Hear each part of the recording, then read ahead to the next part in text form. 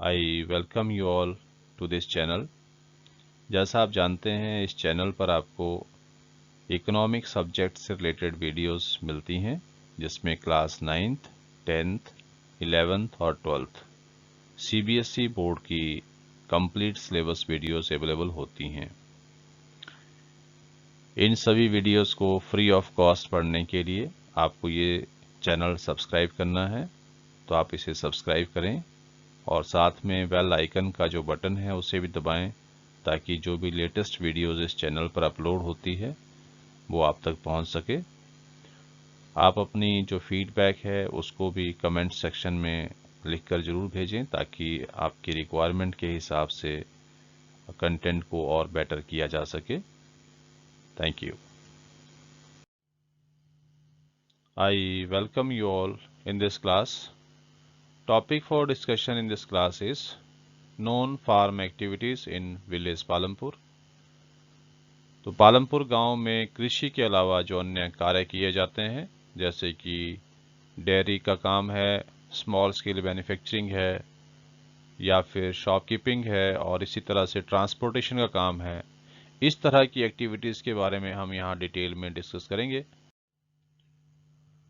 तो जैसा हम ऑलरेडी पढ़ चुके हैं कि गांव में 75% जो आबादी है वो कृषि कार्यों में लगी हुई है। खेती बाड़ी का काम करते हैं लोग, फसलें उगाते हैं, तरह तरह की फसलें, और उससे अपने और अपने परिवार का गुजारा करते हैं। और साथ ही जो मार्केटेबल सरप्लस होता है, जो अतिरिक्त उत्पादन उनके पास होता है, जिसको हम अधिशेष भी कहते हैं, उसको वो फिर मार्केट में बेच देते हैं और उससे पैसा कमाते हैं, अपनी ज़रूरतों को पूरा करते हैं। और जैसा हमने शुरू में ही पढ़ा था कि गांव में 1/3 ऐसी आबादी है जिसके पास कोई भी ज़मीन नहीं है, तो वो मजदूरी का कार्य करते हैं, डेली बेसिस पे काम करते हैं, और बहुत थोड़ी आमदनी उनके पास आती है, तो उनकी जो आजीविका है वो बड़ी मुश्किल से कमा पाते हैं लोग। तो इस तरह से हमने देखा कि एग्रीकल्चर क्षेत्र में भी जो गांव की पॉपुलेशन है वो काम करके अपनी आजीविका कमाती है, और करीब 75% आबादी ऐसी है जो इन कार्यों में लगी हुई है। इसके अलावा नॉन फार्मिंग एक्टिविटीज़ में भी लोग लगे हुए हैं। कृषि के अलावा अन्य जो कार्य होते हैं उन कामों को भी कुछ लोग यहाँ करते हैं, और ऐसा बताया गया है कि चैप्टर में कि करीब 75% आबादी तो कृषि के कार्यों में लगी हुई है, और बाकी जो बच गई 25% वो फिर नॉन फार्म एक्टिविटीज़ में इन्वॉल्व है। सो लेट अस अंडरस्टैंड कि कौन कौन सी नॉन फार्म एक्टिविटीज़ यहाँ पर की जाती है। तो सबसे पहले डिस्कस करते हैं अबाउट द डेयरी। डेयरी का मतलब होता है कि दूध से संबंधित जो उत्पादन है उसके बारे में हम बात कर रहे हैं यहाँ पे।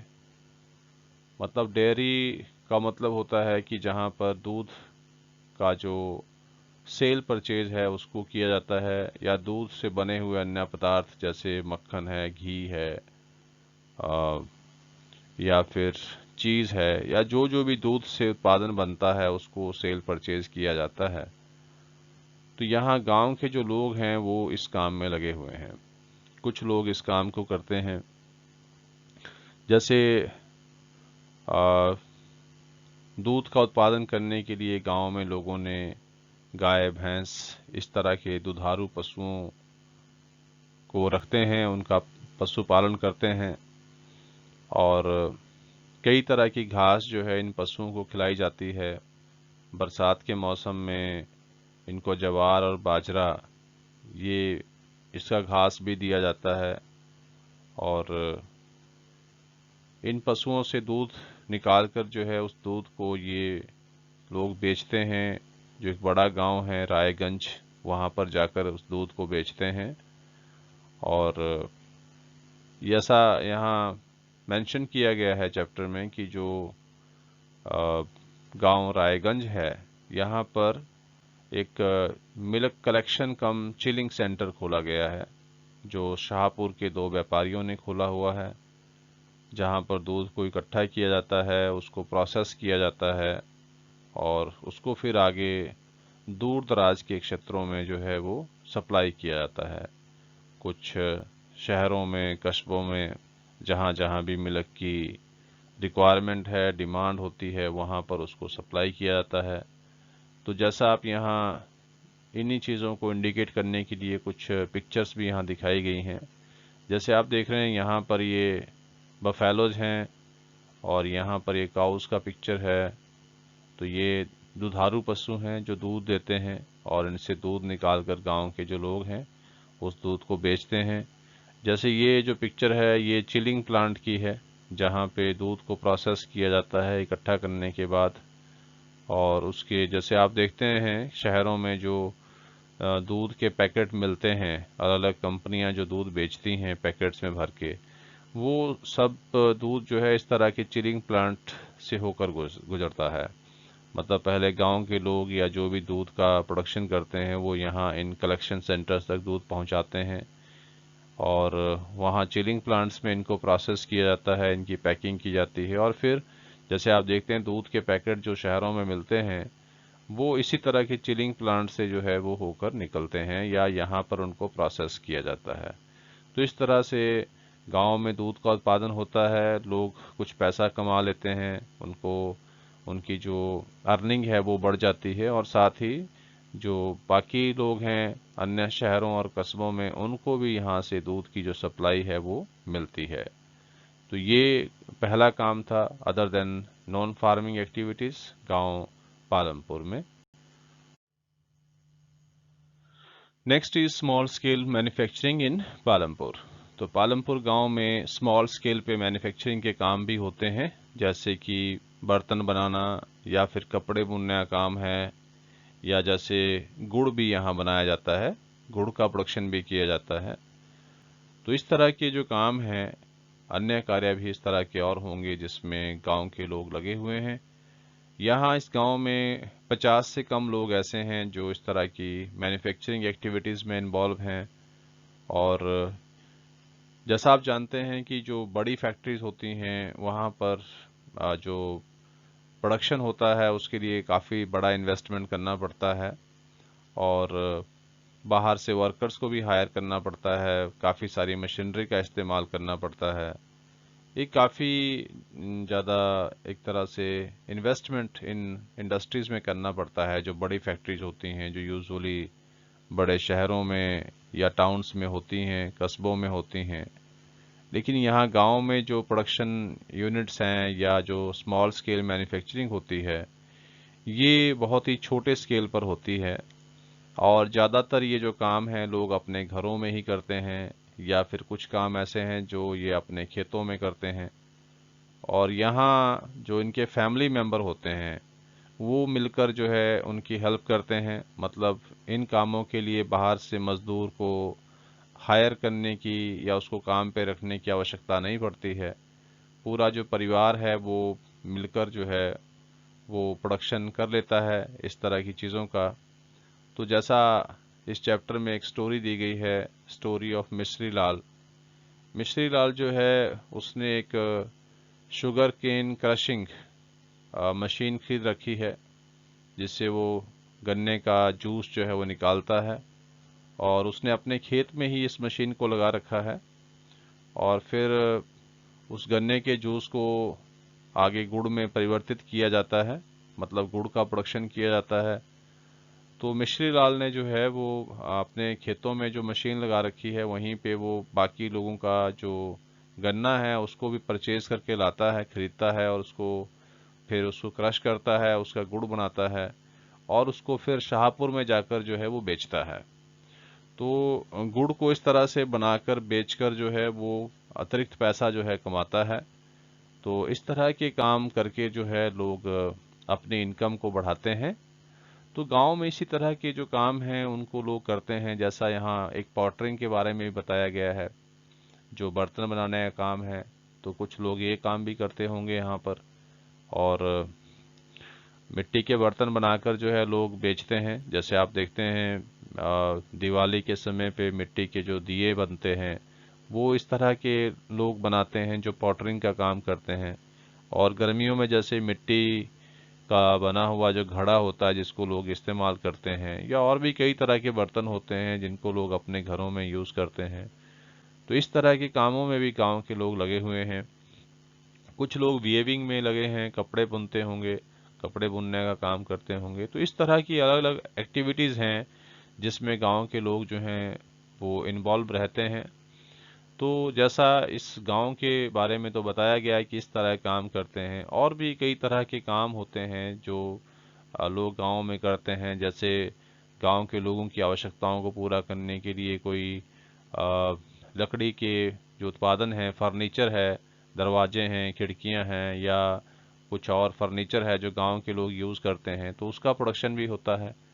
और इसी तरह से अलग अलग तरह की चीज़ों का उत्पादन जो है वो गांव में लोग करते हैं। या जैसे लोहे से जो फर्नीचर बनाया जाता है उसको भी उत्पादन किया जाता है, उसकी भी सप्लाई की जाती है।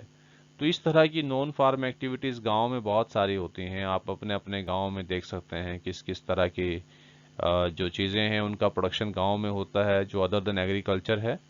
तो आप इस पे अपना एक प्रॉपर जो है उसका एनालाइज करें, और इस तरह की चीज़ें करके आप बेटर वे में समझ सकते हैं कि जो स्मॉल स्केल मैन्युफैक्चरिंग है उसमें क्या क्या चीज़ें शामिल होती है। Next is the shopkeepers of Palampur. तो पालमपुर गांव में कुछ लोग शॉपकीपर्स की तरह काम करते हैं। तो ये होलसेल रेट पर जो है सामान खरीद कर लाते हैं शहरों से, और फिर गांव में लोगों की ज़रूरतों के हिसाब से उन चीज़ों को यहाँ पर लाकर बेचा जाता है, और कुछ प्रॉफिट भी कमाते हैं ये लोग।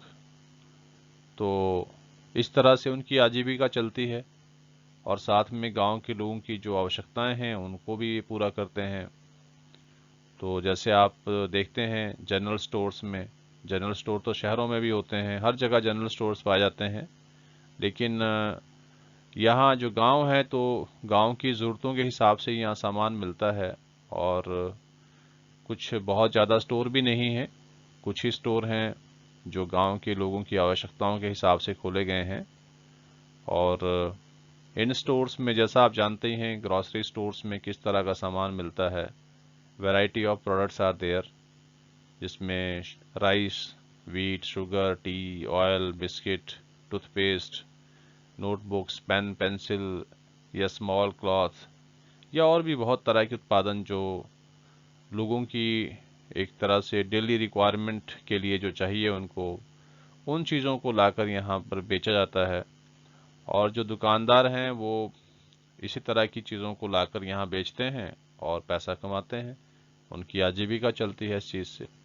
लेकिन शॉपकीपर्स कोई बहुत ज़्यादा मात्रा में नहीं है, क्योंकि गांव की जो जनसंख्या है वो एक लिमिटेड आबादी होती है। जैसे यहाँ बताया गया 450 फैमिलीज हैं, तो कोई बहुत बड़ी आबादी नहीं है।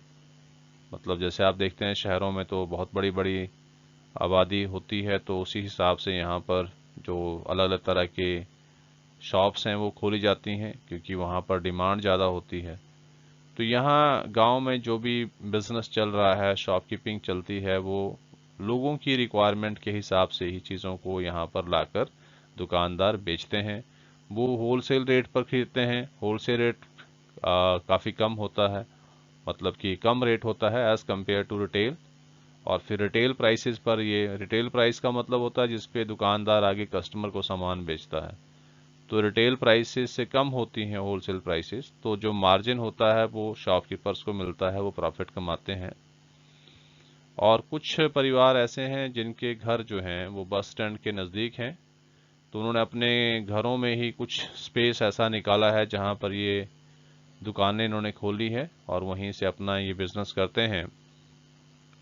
और कुछ लोग यहाँ ऐसे भी हैं जो ईटेबल्स भी बेचते हैं। जैसे आप देखते हैं कि जो अ, कई तरह की चीज़ें हैं, रेडी लगाकर बेचना, सब्जी बेचना, या कई तरह की और चीज़ें जो बेचते हैं लोग, ठेले पे घूम घूम कर बेचते हैं। इस तरह के काम भी यहाँ पर किए जाते हैं। और गांव में एक और अच्छी बात जो हुई है वो है कि करीम नाम के एक व्यक्ति ने यहाँ पर एक कंप्यूटर सेंटर खोला हुआ है। ये शिक्षा के से संबंधित एक बात है।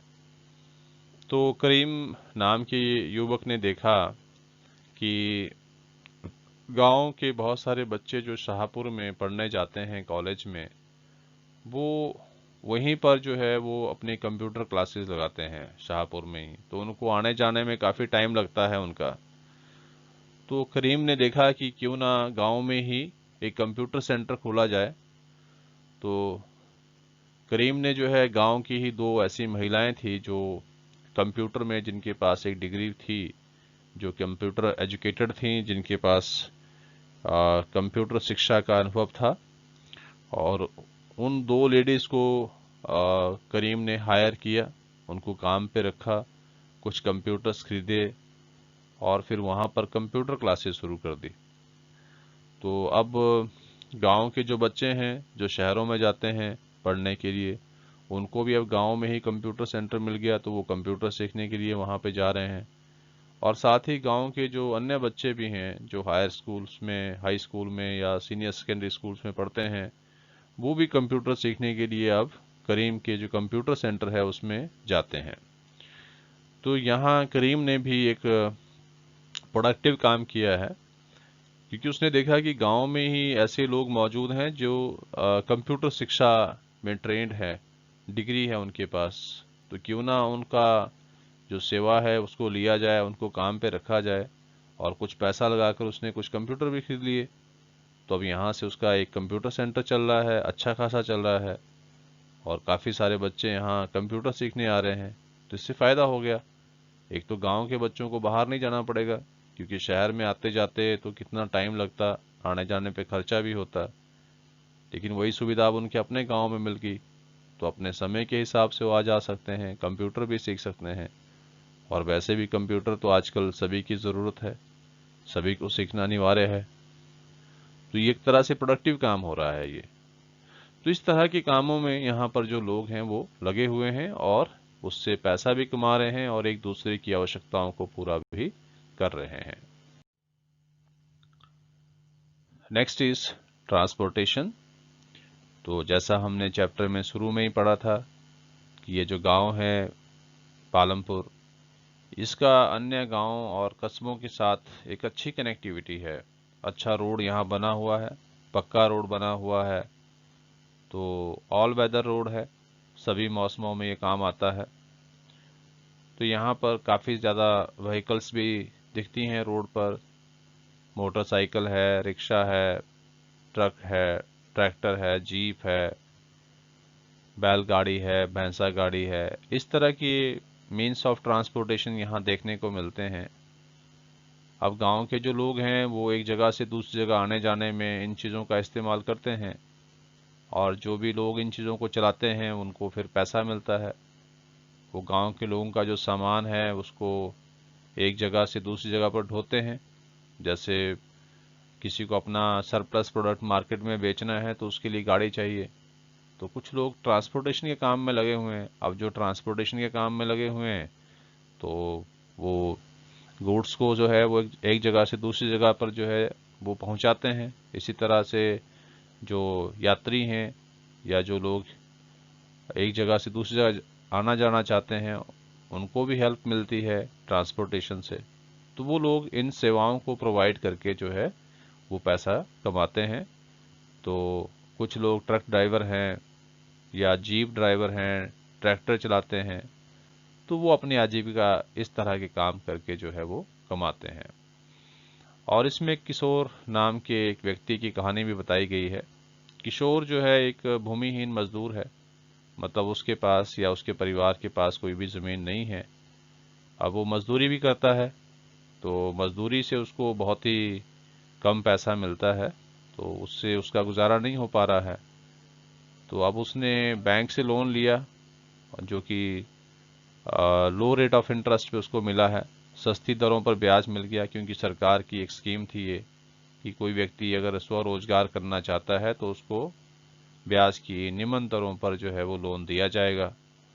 तो इस व्यक्ति ने जो है वो सस्ती दरों पर जो लोन लिया, उस लोन से उसने एक भैंस खरीदी। अब उस भैंस से वो दूध निकालता है और उस दूध को मार्केट में बेचता है, उससे पैसा कमाने लगा है।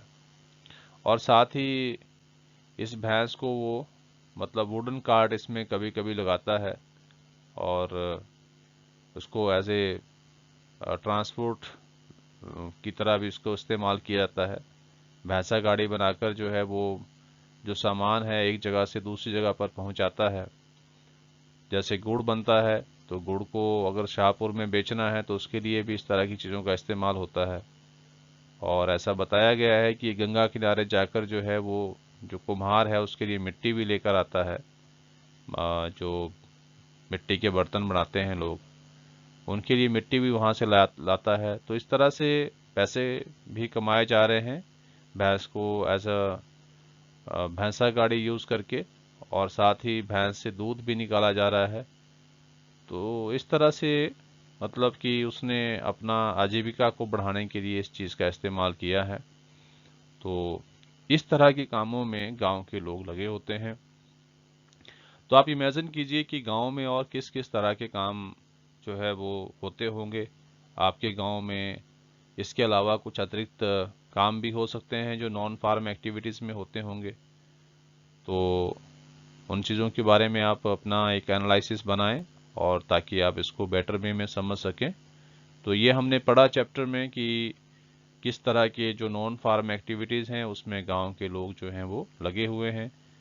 तो इस तरह का एक जीवन स्तर होता है गांव के लोगों का, इस तरह का ताना बाना है। तो ये हमारा जो चैप्टर है इसके साथ ही फिनिश होता है। तो शुरू से जैसे हमने पढ़ा कि गांव जो पालमपुर है उसकी आबादी कितनी है, और फिर वहाँ किस किस तरह के लोग रहते हैं, किस तरह के घर हैं लोगों के, ज़मीन का बंटवारा किस तरह का है, खेती बाड़ी लोग कैसे करते हैं, क्या क्या समस्याएं उनकी आती है, इन सब चीज़ों के बारे में हमने पढ़ा। और फिर अब इस चैप्टर में इस क्लास में हमने आज ये डिस्कस किया कि किस तरह से लोग जो हैं गांव के वो नॉन फार्म एक्टिविटीज़ में अपनी इनकम कमाते हैं। I hope that you like this content. So, dear students, if you find this content meaningful and helpful to you, then please share it to other students also, so that they can also be benefited from this. Thank you.